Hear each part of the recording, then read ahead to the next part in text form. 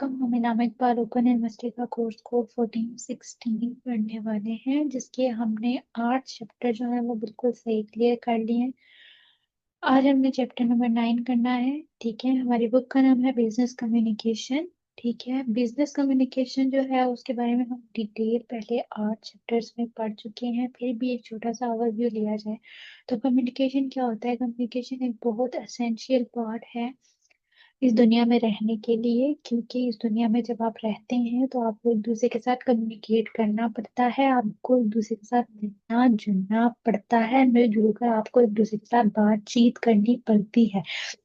लिहाजा आप एक फॉर्मल कम्युनिकेशन कर रहे हैं या इनफॉर्मल कम्युनिकेशन कर रहे हैं, यानी आप प्रोफेशनली किसी से कम्युनिकेट हो रहे हैं या आप अपने दोस्तों के साथ कम्युनिकेट हो रहे हैं, दोनों ही सूरतों में आपकी कम्युनिकेशन स्किल्स बहुत अच्छी होनी चाहिए। आपके बोलने का तरीका और सलीका इतना अच्छा होना चाहिए कि आप दूसरे को अपने बात पर एग्री कर सकें। ठीक है, अब इसमें हमने काफी कुछ पढ़ा। हमने पढ़ा कि हमारी स्पीकिंग स्किल्स कैसी होनी चाहिए, लिसनिंग स्किल्स कैसी होनी चाहिए, रीडिंग स्किल्स कैसी होनी चाहिए, एज वेल एज हमने राइटर के बारे में पढ़ा, रिपोर्ट्स के बारे में पढ़ा। उसके अलावा हमने जो है चैप्टर नंबर 8 में पढ़ा। अब चैप्टर नंबर 9 है, जो कि हमारे पास है communicating negotiating with customer and ethical context. Communication का तो हमने मतलब समझ लिया कि कम्युनिकेशन का मतलब है कि जब हम एक दूसरे से बातचीत करते हैं। बिजनेस कम्युनिकेशन का मतलब है कि बिजनेस के जरिए हम एक दूसरे से बात करते हैं। ठीक है, बिजनेस में हमारी कम्युनिकेशन बहुत अच्छी होनी चाहिए, स्ट्रांग होनी चाहिए, क्योंकि बिजनेस में अगर हम किसी के साथ कम्युनिकेट नहीं कर सकते तो एट द एंड क्या होगा कि हमारा जो बिजनेस है वो सही से रन नहीं करेगा। आपको एक अच्छा बिजनेस रन करने के लिए कम्युनिकेशन में जो है वो गिरफ्त हासिल करनी पड़ेगी। ठीक है, क्योंकि आप जब तक किसी से बात नहीं करेंगे, किसी से बातचीत करने का आप में सलीका नहीं होगा, तो आप अपने बिजनेस को आगे लेकर नहीं जा सकते। बिजनेस में 100 तरह की चीजें होती हैं। आपको अपने प्रोडक्ट को लॉन्च करना है, उसकी मार्केटिंग करनी है, जगह जगह उसकी एडवर्टीजमेंट करनी है।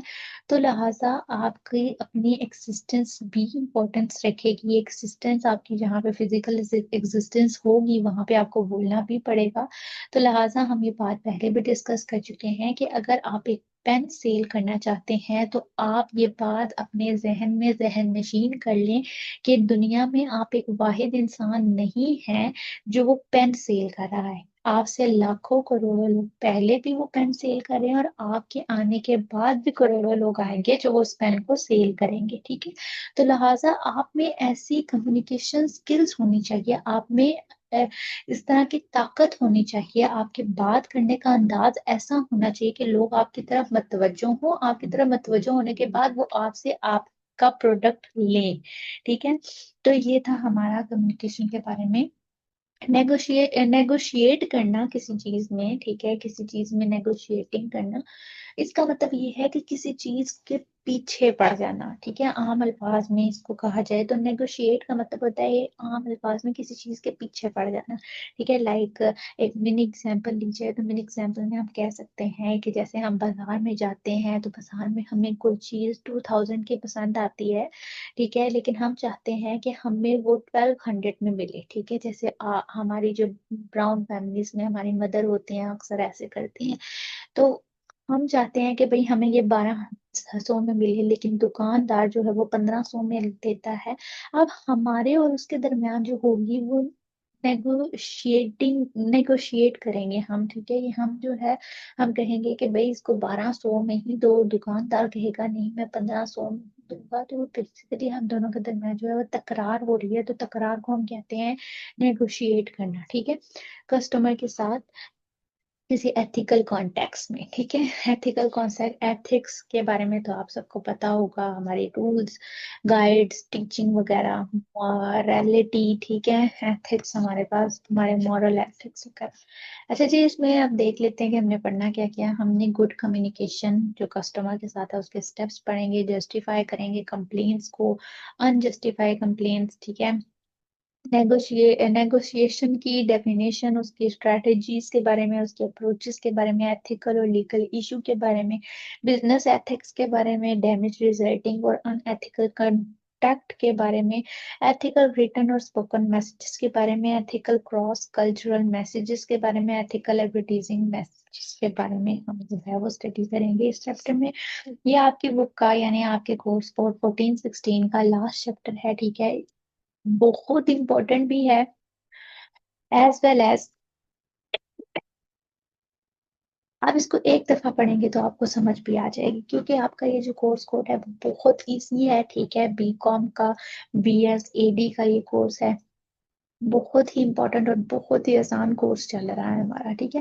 अच्छा जी, step of good communication with customer, customer के साथ अच्छी कम्युनिकेशन। ऑफ कोर्स आप एक बिजनेस रन कर रहे हैं, आप एक मिनी लेवल पे बिजनेस रन कर रहे हैं, लाइक आप एक जनरल स्टोर ही चला रहे हैं, तो जब तक आप अपने कस्टमर के साथ अच्छे तरीके से कम्युनिकेट नहीं होंगे, आपका कस्टमर दोबारा आपके पास नहीं आएगा, ठीक है। पहली दफा आपके पास आएगा, आपका इन्वायरमेंट उसको सेटिस्फाई करेगा, आपका प्रोडक्ट उसको सेटिस्फाई करेगा, आपसे मिलना उसको अच्छा लगेगा, आपकी कम्युनिकेशन उसको अच्छी लगेगी, तो वो दूसरी बार भी आएगा। लेकिन अगर आप अपने कस्टमर के साथ अच्छे से बिहेव नहीं करते, उसके साथ अच्छी कम्युनिकेशन नहीं करते, तो वो चला जाएगा और दूसरी बार आपके पास नहीं आएगा, जिसकी वजह से आपके कस्टमर्स नहीं बनेंगे। जब आपके कस्टमर्स नहीं बनेंगे तो कस्टमर की चेन जो है वो आपकी लंबी नहीं होगी, जिसकी वजह से आपकी सेल्स ऊपर नहीं जाएगी, ठीक है। एक एक बंदे से हमारी चेन बनती जाती है, जिसकी वजह से हमारा प्रोडक्ट जो है वो प्रमोट होता जाता है, और प्रोडक्ट प्रमोट होता है तो हमारी सेल्स ऊपर जाती जाती है। अच्छा जी, ग्रीट द कस्टमर, सबसे पहले अपने कस्टमर को सलाम दुआ करें, ठीक है। उसके साथ अच्छे से पेश आए, अच्छी स्माइल के साथ, अच्छे फेशियल एक्सप्रेशन के साथ, ठीक है। आपका उससे मिलना बहुत अच्छा होना चाहिए, आप उसके साथ अच्छे से मिलें, good morning, good evening, good afternoon कह के मिलें, ठीक है। उसके साथ अच्छे से मिलें ताकि कस्टमर जो है वो आपसे मिलकर अच्छा फील करे।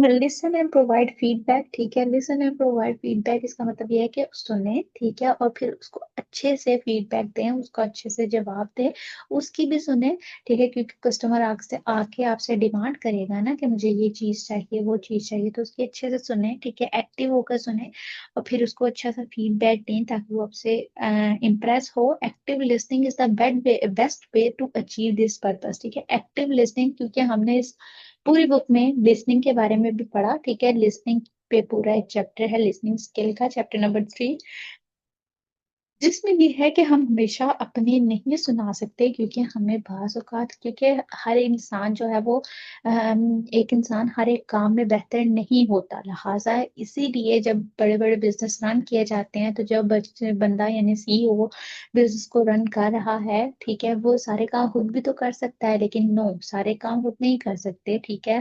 अगर एक बंदा अकाउंटिंग में एक्सपर्ट है तो जरूरी नहीं कि वो मैनेज भी चीजों को अच्छे से कर ले, ठीक है। मैनेजर नहीं हो सकता, अगर एक बंदा मैनेजर है तो ह्यूमन रिसोर्सेज के लिए अलग काम होगा, यानी HR अलग होगा, ठीक है। तो इसीलिए हमारे पास जो है वो हर इंसान को दूसरे इंसानों की जरूरत होती है, इसीलिए हमें बहुत सारी चीजों का भी पता हो, तो ऐसा मुमकिन है कि हमें बहुत सारी चीजों का पता ना भी हो, ठीक है। तो लिहाजा लाइफ में हम हर जर्नी में कुछ ना कुछ सीखते चले जाते हैं, ठीक है। तो अब हमारे पास जो है जब भी कस्टमर आता है वो हमें कुछ कहता है तो हमें एक्टिव होकर उसका सुनना चाहिए। एक्टिव जो है इसका मतलब ये है, A फॉर है attentive to the customer, concentrate करें, ठीक है, टारगेट करें, की पॉइंट को इन्वेस्टिगेट करें, ठीक है, with the help of question, question की हेल्प से, क्योंकि सपोज आप किस जनरल स्टोर पे हैं तो आपसे एक प्रोडक्ट मांगा जाता है, तो उस प्रोडक्ट की, ठीक है, कहीं सारी ब्रांचेस होती हैं, कहीं सारे लाइक आपसे जूस मांगा जाता है तो जूस के कई सारे प्लेयर्स होते हैं,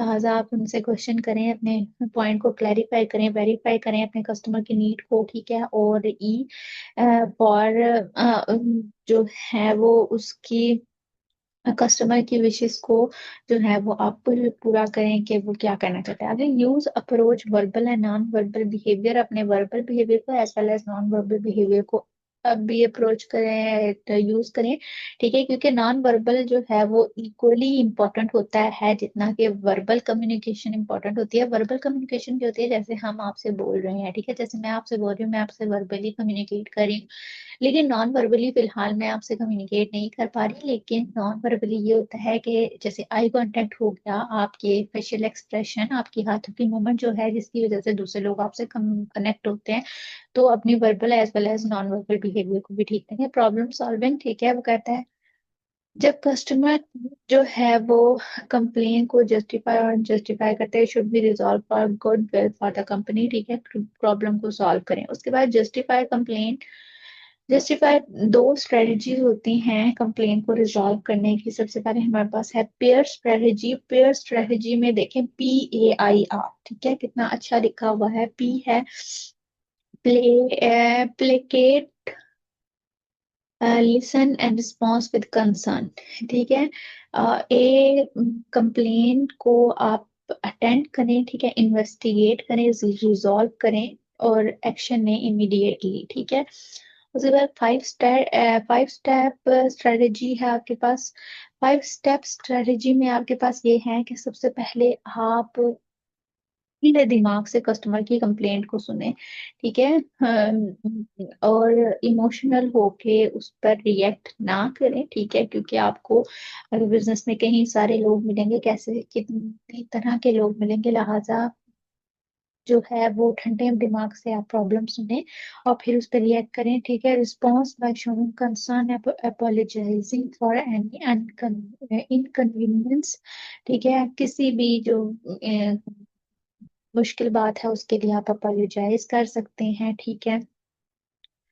एक एक्शन डिसाइड करें, कुछ कंसर्न करें किसी से, ठीक है, ताकि आपको पता चल जाए कि आप ठीक हैं या नहीं, ठीक है। ठीक है, कस्टमर को खुश करने के लिए कुछ करें, ठीक है, एक्शन में पॉजिटिव रिजल्ट्स के लिए, और इन तमाम चीजों को फॉलो करें और कस्टमर को सेटिस्फाई करें। अनजस्टिफाई कंप्लेन, अनजस्टिफाई कंप्लेन ये है कि जब लोग नेगोशिएट करना स्टार्ट कर देते हैं, नेगोशिएट का मतलब ये होता है कि लोग जिद करना स्टार्ट कर देते हैं। लाइक जिस तरह मैंने आपको स्टार्टिंग पे एग्जांपल दी कि नेगोशिएट करना ये होता है कि आपका प्रोडक्ट उतने में आपको सेल ना किया जाए जितने में उस प्रोडक्ट की कदर कीमत है, तो ये नेगोशिएट करना होता है, ठीक है। तो अगर तो ये अनजस्टिफाई भी तो होता है ना, जाहिर सी बात है, कोई बंदा बिजनेस कर रहा है तो बिजनेस में नेगोशिएट, देखिए इस तरह के communicate with customer on telephone, जब आप टेलीफोन पे भी एक दूसरे के साथ लाइन से बात कर रहे होते हैं तो आपकी आवाज से पता चल रहा होता है। यानी कम्युनिकेशन थ्रू टेलीफोन, टेलीफोन पे भी एक दूसरे से कम्युनिकेट करने का तरीका और सलीका अच्छा होना चाहिए।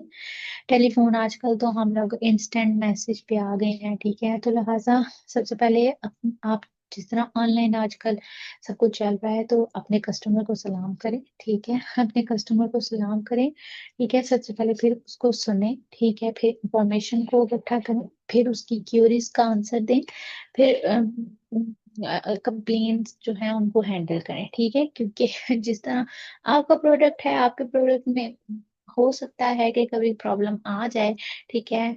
अगर आप इतने ज्यादा कॉन्फिडेंट हैं कि आपके प्रोडक्ट में प्रॉब्लम नहीं आ सकती, तो आप अपने प्रोडक्ट को चेक कर लें, ठीक है, जिस वजह से आपको क्लैरिफाई हो जाएगा कि मे बी आपका प्रोडक्ट गलत नहीं है, कस्टमर को प्रॉब्लम, कस्टमर जो है वो आपसे नेगोशिएट करना चाह रहा है, लेकिन अगर आप अपने प्रोडक्ट को बिना चेक किए ही आप भी रिएक्शन देना स्टार्ट कर देंगे इमोशनल में आके, तो क्या होगा कि आपकी कम्युनिकेशन जो है वो खराब हो जाएगी। अच्छा जी, negotiating skill. Negotiating is a process in which two or more party try to resolve difference, solve problem and reach an agreement.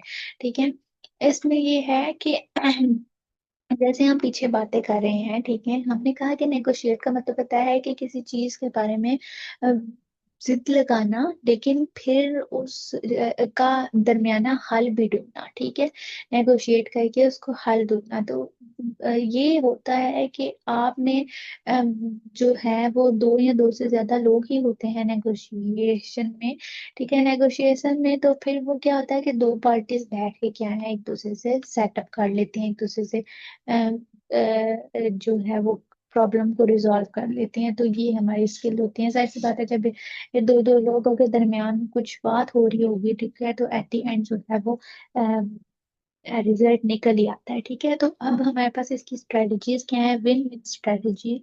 Win win strategy ये होती है कि सेटिस्फेक्शन के रिजल्ट में होती है, ठीक है। दोनों पार्टीज की जो नीड्स हैं, जरूरत है, वो पूरी हो जाए, ठीक है। जैसे अगर आप कह रहे हैं कि प्रोडक्ट इतने में सेल होगा और कस्टमर कह रहा है इतने में सेल होगा, तो दरमियान वाला रास्ता, यानी ना 1200 का, ना 1500 का, और 1400 का, या 1250 1300 का अगर मान जाए तो ये विन विन स्ट्रेटजी होती है कि ना तो कस्टमर को नुकसान हो, ना जो है वो आपको नुकसान हो। ओके जी, आगे win loose strategy, of course बाज औकात आपको नुकसान भी उठाना पड़ता है चीजों में, बाज औकात जो है वो आप कस्टमर को नुकसान उठाना पड़ता है, तो ये चीजें होती रहती हैं साथ साथ, ठीक है। विन लूज स्ट्रेटजी, ठीक है, result in winning of initiator and failure of second party की फेलियर हो और आप जीत जाए, फर्स्ट पार्टी जीत जाए, और इसमें फर्स्ट पार्टी जो है वो आ जाए तो सेकंड पार्टी जो है वो जीत जाए। लूज लूज स्ट्रेटेजी यानी दोनों जो है हार जाए, यानी प्रोडक्ट, ये हो गया objective of both party are too rigid, दोनों पार्टी का जो ऑब्जेक्टिव है वो बहुत ज्यादा रिजिड हो, इतना रिजिड के ना मानने के बराबर हो, तो थर्ड पार्टी में भी मेडिएट, थर्ड पार्टी को इंक्लूड किया जाता है, लेकिन लूज लूज स्ट्रेटेजी हो जाती है।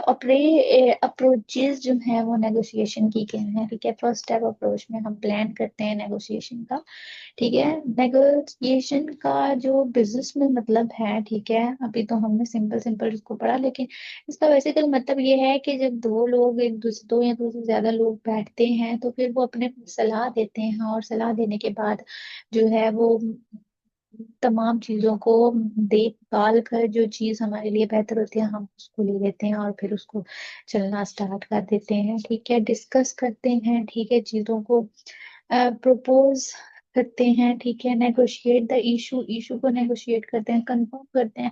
सिक्स स्टेप अप्रोच में आप क्या करते हैं, बेस्ट टाइम को सिलेक्ट करते हैं, ठीक है। अपनी नीड को डिफाइन करते हैं। ब्रेनस्टॉर्म सॉल्यूशन ये है कि स्ट्रीम ऑफ थॉट्स आ रहे होते हैं ना हमारे यहाँ से वहाँ, ठीक है। कभी कभी अच्छा थॉट आ जाता है, कभी कभी बहुत अच्छा आ जाता है, कभी कभी आ ही नहीं रही होता, तो ये जो होते हैं ये ब्रेनस्टॉर्म सॉल्यूशन होते हैं, ठीक है। इवेलुएट सॉल्यूशन, इवेलुएट करें सॉल्यूशन को, अपने सॉल्यूशन को चूज करें, ठीक है। आप बताएं कि आप क्या चाहते हैं, दूसरा बताएगा दूसरा क्या चाहता है, फिर जिसका अच्छा होगा उसका देख लिया जाएगा। कैरी आउट सॉल्यूशन, जो है सॉल्यूशन पे वर्किंग कैसे की जाती है ये इशू है, ठीक है। आगे ये एथिकल प्रिंसिपल है, एथिकल एक ब्रांच है फिलोसफी की, ठीक है, जिसको कंसर्न किया गया है ह्यूमन के करेक्टरिस्टिक और कंडक्ट के साथ, ठीक है। एथिक्स जो हमारे होते हैं ना वो हमारे एक्सेप्टेड प्रिंसिपल होते हैं, ठीक है, जिनको करते हैं हम सोसाइटी में रह के, ठीक है। ये जो है ये डिफाइन करते हैं बाउंड्रीज को हमारे सही की और गलत की, कि हम कहाँ सही है कहाँ गलत है, तो ये बेसिकली हमारे एथिक्स होते हैं जो हमें बताते हैं कि ये जो है ये बाउंड्रीज होते हैं जो सोसाइटी ने बनाई होती है। Difference between what you have to right to do and what is right to do, ये डिफरेंस करता है कि क्या सही करना, क्या करना सही है और क्या सही किया जा सकता है इसके दरमियान, ठीक है। अब एथिकल और लीगल इश्यूज के दरमियान में बात करें, ठीक है। एथिकल और लीगल इश्यूज जो है, क्योंकि हमारे एथिक्स जो होते हैं, ठीक है, law is also taken as a subset of ethics, law जो है कानून जो है वो भी एथिक्स का एक सबसेट है, ठीक है, एक कानून की ही एक शाख है, ठीक है। इसमें हम डिफॉर्मेशन करते हैं जब इंफॉर्मेशन जो कि गलत या फिर नुकसानदेह कंसीडर की जाती है, ठीक है, किसी भी इंटाइटी या इंडिविजुअल की, ठीक है, तो उसको हम कहते हैं डिफॉर्मेशन, ठीक है। कोई भी इंफॉर्मेशन जो गलत या हार्मफुल हो किसी इंडिविजुअल पर्सन के लिए, तो वो हमारे पास डिफॉर्मेशन होती है, ठीक है। इसमें हमारे पास फ्रॉड वगैरह आ जाते हैं, ठीक है, या किसी की मेंटल इलनेस वगैरह आ जाती है, ठीक है। Violation of individual policy, privacy, जब कंपनी जो है वो या पर्सन जो है वो इंफॉर्मेशन को आगे कर देता है थर्ड पार्टी के को बता देता है without permission of concern of person, यानी जब एक बंदा दूसरे बंदे की बात तीसरे बंदे को बता देता है दूसरे बंदे को इत्तला किए बगैर या उसकी परमिशन के बगैर, तो ये हमारे पास इंडिविजुअल प्राइवेसी की वायलेशन होती है। मिस रिप्रेजेंटेशन ऑफ फ्रॉड, ठीक है, मिस रिप्रेजेंटेशन या फ्रॉड जो है वो कमिटेड होता है अ, जिसको हम छुप के करते हैं या गलती से हो जाता है, ठीक है, छुप के या गलती से, हमारी इंटेंशंस नहीं होती या फिर हम छुप के करते हैं कि ये किसी को पता ना चले, ठीक है। डिस्क्रिमिनेशन, डिस्क्रिमिनेशन जो है वह एक्सक्लूड करता है सर्टेन ग्रुप ऑफ पीपल को, ठीक है। इसमें लीगल और एथिकल इशू दोनों आ जाते हैं, ठीक है। और ये बेस होता है रेस के, सेक्स, एथिकल ग्रुप और नेशनैलिटी वगैरह के। हेरेसमेंट, हेरेसमेंट वगैरह में आ जाता है कि अगर आप किसी को टॉर्चर वगैरह कर रहे हैं, किसी को जो है वो अ, छेड़ रहे हैं, ठीक है। नॉर्मली इसमें ये होता है कि सेक्सुअल हरेसमेंट वगैरह, लाइक खवातीन को अगर कोई छेड़छाड़ रहा है तो ये उसमें आ जाता है। उसके प्लेजरिज्म, प्लेजरिज्म में ये होता है कि फेक चीजों के बारे में पता चल जाता है, प्लेजराइज कर लिया जाता है उनको। कॉपीराइट, कॉपीराइट ये होता है कि आपने कहीं से कोई डेटा जो है वो कॉपी करके अपने उसको अपना नाम दिया है, तो वो आपका अपना डेटा अगर नहीं है तो उस पर कॉपीराइट आ जाएगा, ठीक है। जैसे अक्सर यूट्यूब पे वीडियोस पे आता है। अगर business of principle of business ethics, principle जो है वो आपकी इंटीग्रिटी होनी चाहिए, ऑनेस्टी होनी चाहिए, ट्रांसपेरेंसी होनी चाहिए आपकी, ठीक है। रिस्पॉन्सिबल बिहेवियर हो आपका, ठीक है। ऐसा नहीं है कि आप किसी चीज की रिस्पॉन्सिबिलिटी लेते हैं और फिर उसको छोड़ देते हैं। रिस्पॉन्सिबिलिटी होनी चाहिए, कंसर्न होना चाहिए, रिस्पेक्ट होनी चाहिए दूसरे के लिए, फेयर और इक्वल ट्रीटमेंट होना चाहिए तमाम के लिए, ठीक है। सबसे इम्पोर्टेंट बात कि हर किसी के लिए फेयर ट्रीटमेंट होना चाहिए। उसके बाद damage resulting from unethical conduct, ठीक है। डैमेजेस जो होते हैं हमें, जो अनएथिकल कंडक्ट की वजह से होते हैं, क्योंकि एथिक्स जो है वो एक सबसेट है लॉ का, एज वेल एज एक सेट है पूरा हमारी सोसाइटी का। एथिक्स जो होते हैं जब उनकी वायलेशन की जाएगी तो जाहिर सी बात है क्रेडिबिलिटी कम हो जाएगी, ठीक है। टाइम और एनर्जी वेस्ट होगा, ऑर्गेनाइजेशनल कॉस्ट कम हो जाएगी, ठीक है। इंटरपर्सनल रिलेशनशिप का लॉस होगा, ठीक है। बिजनेस में क्लोजर होंगे, ठीक है। तो ये सारी चीजें होंगी। उसके बाद एथिकल रिटर्न और स्पोकन मैसेजेस, आपके पास जो मैसेजेस है उनका पर्पस होना चाहिए, रिसर्च के method, selection of material, development of ideas, language का use, ethical context, self analysis, ठीक है। एथिकल क्रॉस कल्चरल मैसेज, ठीक है। इसमें तो जस्ट आप पॉइंट पढ़ेंगे कि ये जो है, क्योंकि हमारी जो दुनिया है वो ग्लोबल विलेज बन चुकी है अब, ठीक है। तो डिफरेंट कस्टमर होते हैं, उनका डिफरेंट वे ऑफ कम्युनिकेट करने का डिफरेंट वे होता है, ठीक है। कभी कभी मिसअंडरस्टैंडिंग भी हो सकती है, ठीक है। कभी कभी नहीं भी हो सकती। तो ethical communication should avoid this, ठीक है। Should avoid this cross cultural miscommunication, ठीक है। अगर हम एथिकल कम्युनिकेशन का यूज करते हैं, कल्चरल कॉन्टेक्स्ट होना चाहिए हमारा, ठीक है। Point should be viewed, misunderstanding जो है वो नहीं होनी चाहिए, क्योंकि मिसअंडरस्टैंडिंग जो होती है उसको प्रिडिक्ट, उसको जो है वो रिमूव करना चाहिए। लैंग्वेजेस, लैंग्वेजेस जो है वो शुड बी अवॉइडेड, ऑफेंसिव, कोई गलत लैंग्वेज को नहीं यूज करना चाहिए। Self analysis, we should analyse the our understanding of other culture is not fair और नॉट, ठीक है। हमारी हमें ये खुद का भी तो अंदाजा लगाना चाहिए कि हम भी ठीक है कि नहीं है। अगर हम भी ठीक नहीं है तो फिर आगे नेगोशिएट करने का फायदा। एथिकल एडवर्टाइजमेंट मैसेज, ठीक है। एडवर्टाइजिंग मैसेजेस में आपकी लैंग्वेज आ जाती है, ग्राफिक्स आ जाता है, ओमिशन आ जाता है, ट्रू आ जाता है, सेल्फ एनालिसिस आ जाता है। तो ये था आपका इस कोर्स का, यानी कोर्स 14-16 का लास्ट चैप्टर, ठीक है। इसमें हमने हर एक चैप्टर को डिटेल से पढ़ा, ठीक है। चैप्टर नंबर 1 से लेकर चैप्टर नंबर 9 तक डिटेल से हमने ये सारे चैप्टर पढ़े, ठीक है। इंशाल्लाह आपको इस बुक में कोई भी कंफ्यूजन हुई तो हम डिस्कस कर लेंगे। लेकिन ये चैप्टर नंबर 9 तक अब हमारी course course 14-16 that is business communication complete हो गई है।